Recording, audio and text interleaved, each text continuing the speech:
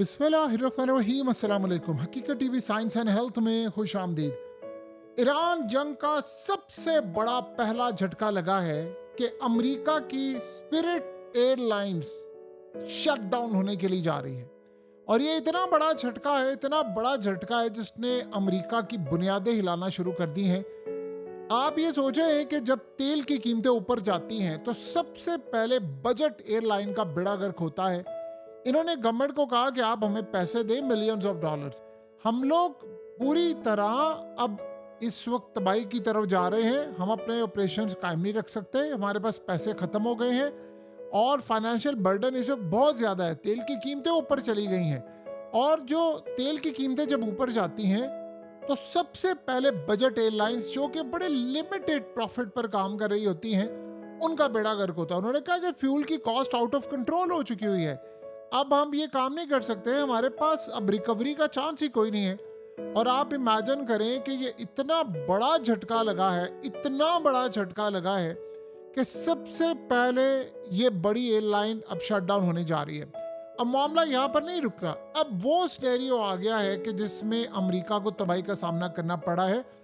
One by one America की airlines, India की airlines, middle east से बाहर निकले, आप यूरोप की एयरलाइंस, हर जगह अब आपको बहरान नजर आएगा। क्योंकि दो चीजें हो रही हैं, जेट फ्यूल नहीं मिल पा रहा, सप्लाई चेन मुतासिर है, और तेल एक तो कीमतें ऊपर है और दूसरा तेल मिल नहीं पा रहा।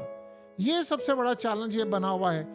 और देखिए सबसे बड़ा ये ऑलरेडी इनका मसला ये चला हुआ था कि इस तरह की जो एयरलाइंस होती हैं, जब फ्यूल महंगा होता है तो और ज्यादा इन पर मसला होता है। तो उन्होंने बेल आउट की रिक्वेस्ट की ट्रम्प को, एडमिनिस्ट्रेशन को, कि आप हमें पैसे दें वरना हम कोलैप्स हो जाएंगे। उन्होंने कहा जी हम ये काम नहीं कर सकते, क्योंकि लाइनों में लगे हुए हैं बाकी सारे इदारे, वो भी इनको कह रहे हैं कि आप हमें पैसे दें। तो वन बाय वन करके अब सारी एयरलाइंस का बेड़ा गर्क हो रहा है। अब ये बेसिकली जो एयरलाइन थी, ultra low cost carrier model के तौर पर ये काम करते हैं।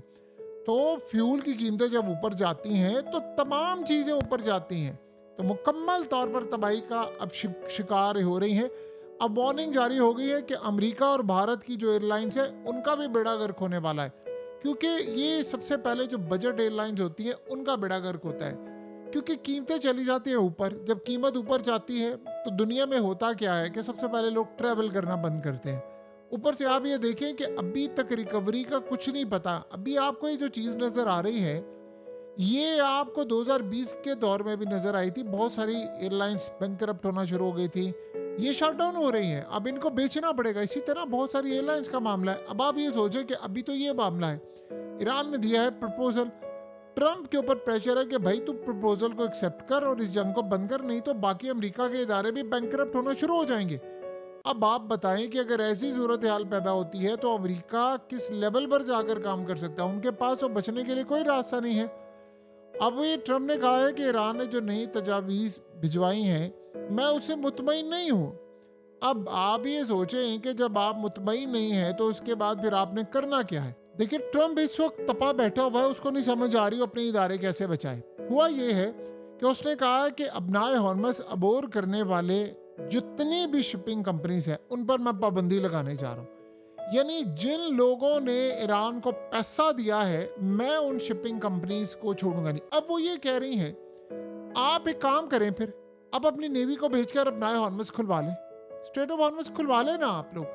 अगर आप में इतना जिगरा है, आपकी नेवी इतनी बड़ी है, आप लोग पैसे चार्ज करते हैं, तो आप जाए जाकर खुलवा लें ना। आप तेल की सप्लाई ला पा रहे हैं, तेल की कीमतें आप नीचे नहीं ला पा रहे, कंपनीज बैंकरप्ट हो रही हैं, एयरलाइंस बैंकरप्ट हो रही हैं, एयरलाइन शट डाउन हो रही है। आप कर क्या रहे हैं? आप हमें ये कह रहे हैं कि ऐसा होगा वैसा होगा।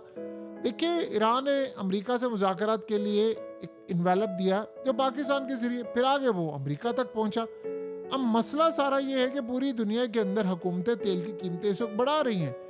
ट्रम्प ये कहता है मैं देखता हूँ क्या हो सकता है क्या नहीं हो सकता। भाई आप अगर ये सारे का सारा काम कर रहे हैं तो फिर इस सारे सिनेरियो को एक चीज़ आपने देखनी है कि आप इस लड़ाई को खत्म कैसे करेंगे। इसका क्या मंतकी अंजाम है? लड़ाई है, लड़ाई तो वर्ष करेगा ना सिनेरियो। ये आप जो मौजूदा सूरत हाल है इसमें क्या करने जा रहे हैं, यानी इसमें क्या करेंगे? देखिए आज ईरान के फॉरेन मिनिस्टर कर क्या रहे हैं, वो बैकडोर चैनल से उन्होंने अपनी चीजें सेटल डाउन करना शुरू कर दी हैं। आज उन्होंने देखिए क्या काम किया है। उन्होंने 6 सऊदी अरब समेत 6 ममालिक के वज़राए ख़ारजा से बातचीत की है।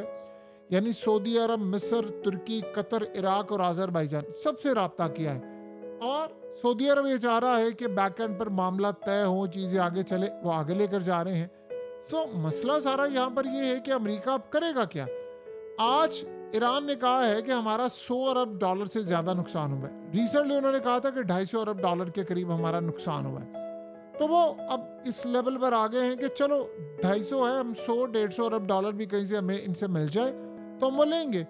उन्होंने कहा वो तेज़ी से नुकसान बढ़ा है तो हमने अपना नुकसान पूरा करना है। अब मसला सारा यहाँ पर यह है कि अपनाए हॉर्मस में ईरान जो पैसे इसे वसूल कर रहा है, अमेरिका को गुस्सा ये है कि अब ये तेल की कीमतें किस तरह डाउन हो सकती हैं। अमेरिका वहाँ से ब्लॉकेड को ओपन कर दे तो उसके बाद आप देखेंगे तेल की कीमतें नीचे आ जाएंगी। अमेरिका ये कह रहा है कि ईरान पैसे लेना बंद करे। ईरान कहते हैं हम तो लेंगे पैसे। देखिए, जिन एयरलाइंस ने तेल लेना है वो कैसे लेंगे? एक तो तेल आ नहीं पा रहा, दूसरा तेल की कीमतें आसमान पर है। या एयरलाइंस के अलावा जो दुनिया के बाकी सारे काम है, तेल की वजह से पूरा इस वक्त बहरान पैदा हुआ है।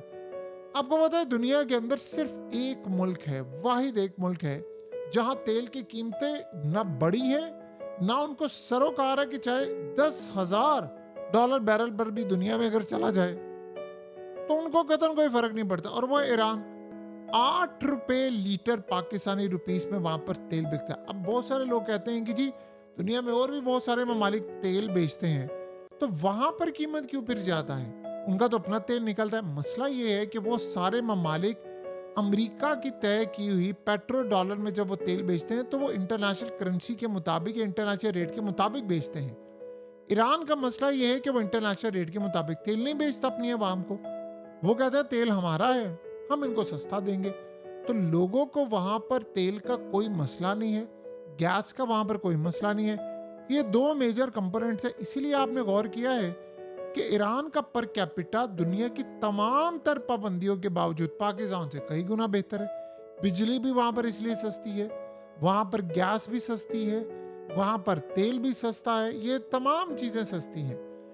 आप ये सोचें कि उसके बावजूद आज ईरान ने ऐलान किया है कि मुज़ाकरात को मुस्तरद नहीं किया, लेकिन ये ट्रंप की डिक्टेशन ये नहीं हम काबिल कबूल करेंगे। उन्होंने कहा जो मर्जी आप कर लें, हम ये काम नहीं करेंगे। रूस ने यहाँ तक कहा है कि अगर ये बहरान इतना बढ़ गया है तो अब हम इसमें इंटरवीन करके हम यहाँ पर कोई ना कोई मामला हल करवाते हैं। यानी वो ये चाह रहे हैं, असल में पुतिन क्या चाह रहा है? पुतिन ये चाह रहा है कि अमरीकी और ईरानी मॉस्को आ जाए, वहां पर बैठकर मामला तय करें। अब कोशिश तो बैकएंड पर जारी है कि कुछ ना कुछ हो जाए, कोई मामला तय हो जाए। देखिए, सबसे बड़ी बात यह कि आज ईरान ने ऐलान किया कि मुश्तबा खामनाई की जो सेहत है वो बहुत बेहतरीन है, वो अपने काम कर रहे हैं।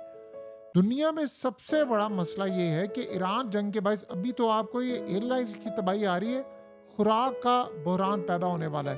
क्योंकि खाद बनाने वाली कंपनीज ने कह दिया है कि हमारे पास सबसे पहले खाद आ नहीं पा रही, और उन्होंने कहा है कि सबसे ज़्यादा बड़ा मसला ये पैदा हुआ है कि अरबों लोगों के लिए जो खाद और ये किल्लत है ये पैदा होने के लिए जा रही है। उन्होंने कहा है कि इसका चैलेंज ये बना हुआ है कि अब नए हॉर्मस से चीज़ें नहीं पहुंच पा रही, मुतासिर हो रही है सप्लाई चेन। तो पूरी दुनिया के अंदर एक बहरान तर बहरान पैदा हो रहा है, तो इसको मैनेज करें। अब अमेरिका और ईरान के दरमियान मुज़ाकरात में पाकिस्तान ने एक किरदार अदा किया, लेकिन उसका फ़ायदा ये नहीं हो पाया कि अभी तक कोई डील फाइनलाइज हो जाए, क्योंकि ट्रंप यहाँ से पीछे हटने को तैयार नहीं है। वैसे तो ट्रंप इंतज़ामिया ने कहा कि अमेरिका और ईरान के दरमियान जंग बंदी के नतीजे में लड़ाई ख़त्म हो चुकी है। ये बात तो बड़ी थी, लेकिन दुनिया इनको मामले को मानने को तैयार नहीं। अमेरिका की सेनेट में ईरान जंग के खात्मे के लिए इन्होंने करारदाद पेश की, 6ठी मरतबा नाकाम हुई। यानी आप अंदाज़ा कर लें अब सूरत हाल ये है कि सबसे बड़ा चैलेंज क्या बना हुआ है कि पीट हेग्सेट जो कहता था कि असले का ज़ख़ीरा हमारे पास बड़ा, उसने कहा जी इसमें कई साल लग सकते हैं, जो हमने ये ज़ाया कर दिया है। उन्होंने कहा कई साल अभी चाहिए इसको रिकवर करते। लेकिन आप अंदाजा कर लें कि अमेरिका क्या कहता है। वो ट्रंप की आप सूरत हाल देखिए, अपनी हालत क्या है, और कहता है कि ईरान को अभी हम छोड़ दे रहे, हम इन पर अटैक ना करें, जो इनका हमने नुकसान कर दिया इनको 20 साल लगेंगे अपने आप को रिकवर करते। यानी तामीर करते। यानी आप बच्चियों के स्कूल पर अटैक करके 170 बच्चियों के स्कूल को मार के, उन बच्चियों को मारकर आप ये समझते हैं कि आपने दुनिया में बहुत बड़ा कारनामा सर अंजाम दिया। आपने बदतरीन तबाही की है और इसीलिए आज देख लें वर्ल्ड इनके खिलाफ है। वन बाय वन करते हैं अमेरिका की तबाही शुरू हो गई है। पहली एयरलाइन शटडाउन हो गई है और उसके बाद ये शटडाउन होने के बाद अब आप देखेंगे कि कैसे सारी बाकी एयरलाइंस भी तबाही का शिकार होंगी। ये जंग ये हार चुके हुए हैं। हकीकत टीवी साइंस एंड हेल्थ की इस वीडियो के नीचे कमेंट ज़रूर कीजिए, अपनी राय का इजहार ज़रूर करें और इस वीडियो को हर जगह शेयर करते हुए चैनल को सब्सक्राइब ज़रूर करें।